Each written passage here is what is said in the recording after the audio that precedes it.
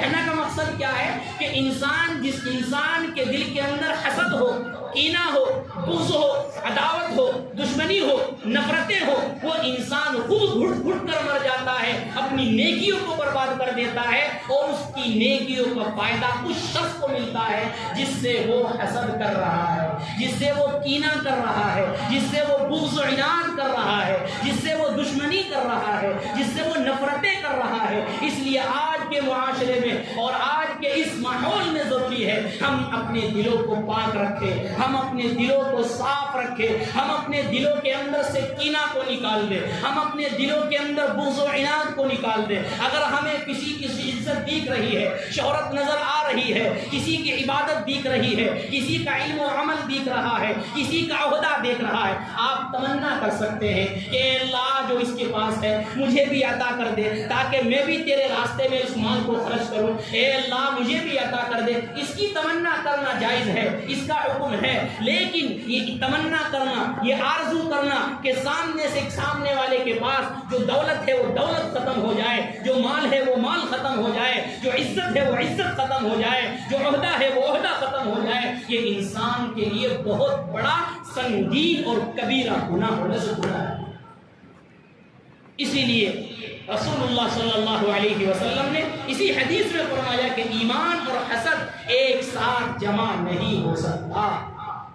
اس سے اندازہ لگائیے کہ اگر حسد ہے تو پھر ایمان کہاں ہے، اور اگر ایمان ہے تو پھر حسد کہاں ہے۔ یہ حسد وہ بیماری ہے کہ انسان کے سکون کو، انسان کی خوشی کو ختم کر دیتا ہے، کیونکہ حسد کرنے والا خود ہی رنج و غم کے اندر مبتلا ہو جاتا ہے، حسد کرنے والا خود ہی اپنے آپ سے محروم ہو جاتا ہے، وہ اپنے آپ سے خوش نہیں ہوتا، دوسروں کو خوش کیسے کرے گا۔ آج ہمارا حال یہ ہے، ہم دوسرے کو دیکھتے ہیں،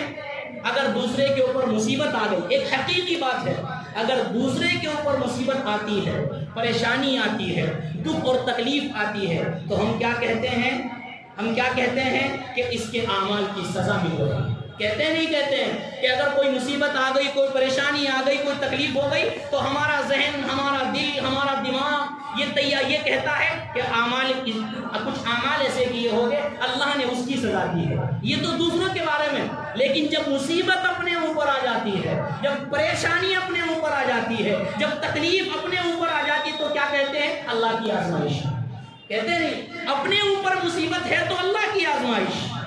اپنے اوپر مصیبت ہے تو کہتے ہیں اللہ کا امتحان، اللہ آزما رہا ہے، اور دوسرے کے اوپر مصیبت ہے تو کیا کہتے ہیں کہ یہ بدعمال کی وجہ سے اللہ سزا دے رہا ہے۔ یہ ہمارے ذہن ہے، یہ ہمارا دل ہے، یہ ہمارا دماغ ہے، جس طرح اپنے بارے میں سوچ رہے ہیں دوسروں کے بارے میں یہی سوچنا ہے۔ اگر دوسرے کے بارے میں ہم یہ سوچیں گے تو ہماری نیکی بھی بچی رہ جائے گی۔ اسی لیے کسی نے لکھا ہے کہ سپنا دیکھنا ہے تو اونچا دیکھ، نیچے دکھانے کے لیے لوگ ہیں نا، قدم بڑھانے ہیں تو آگے بڑھا، پیچھے کھینچنے کے لیے لوگ ہیں نا۔ اپنی ذہنیت کو، اپنے دماغ کو، اپنے سپنوں کو اونچا کرنا ہے تو کر، نیچا دکھانے کے لیے اور جلنے کے لیے لوگ ہیں نا۔ اپنی طرف سے محبتیں بانٹ، اپنے سے محبت کر، نفرتیں بانٹنے کے لیے لوگ ہیں نا۔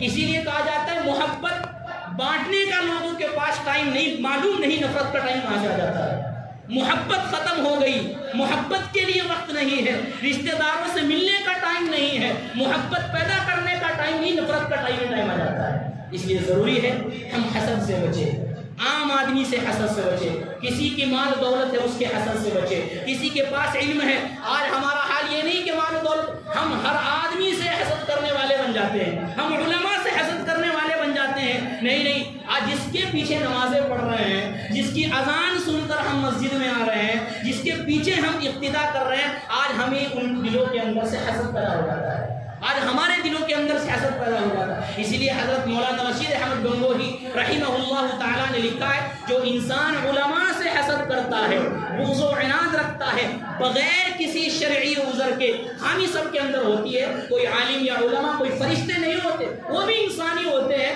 غلطی سب سے ہو سکتی ہے، عام سے بھی ہو سکتی ہے، علماء سے بھی ہو سکتی ہے، جاہل سے بھی ہو سکتی ہے، امیر سے بھی ہو سکتی ہے، غریب سے بھی ہو سکتی ہے، فقیر سے بھی ہو سکتی ہے، سب سے ہو سکتی ہے، یہ تو کوئی فرشتے نہیں۔ اسی لیے حضرت مولانا رشید احمد گنگوہی رحمہ اللہ نے کہا کہ بغیر شرعی عذر کے اگر کوئی کرتا ہے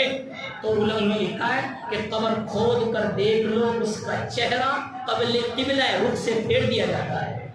اس کا چہرہ قبلہ رخ سے پھیر دیا جاتا ہے۔ کس وجہ سے؟ صرف حسد کی وجہ سے، صرف کینہ کی وجہ سے، صرف بغض کی وجہ سے، اناد کی وجہ سے۔ اگر آپ کو کوئی غلطی عام آدمی میں، علماء میں، کسی میں نظر آ رہی، اس کا طریقہ ہے اس کو اصلاح کی نیت سے کہا جائے، اس کو بٹھا کر کہا جائے، اس کو کہا جائے، یہ نہیں کہ اس کی برائی اور اس کی اناد، اس کی دشمنی دوسروں کے سامنے بیان کی جائے۔ یہ بیماری آج ہمارے اندر ہے، اس لیے ضروری ہے ہم اپنے اندر سے کینہ، بغض کو، اناد کو، دشمنی کو، نفرتوں کو دور کریں۔ آج ہم دوسروں کو نام دیتے ہیں کہ ہماری حکومتیں ایسی ہیں، ہماری حکومتیں ایسی آ گئی۔ یاد رکھو، جو انسان ایک دوسرے انسان سے خوش نہیں، اگر وہی مسلمان کل کو حاکم بن گیا تو یہ خوش کیسے ہو سکتا ہے؟ ایک عام انسان دوسرے انسان سے خوش نہیں، اگر وہی حاکم بن گیا تو خوش کیسے ہو سکتا ہے؟ اس لیے ضروری ہے کہ ہم اپنے دلوں سے کینہ کو، بغض کو، اناد کو دور رکھیں۔ اللہ تعالیٰ ہمیں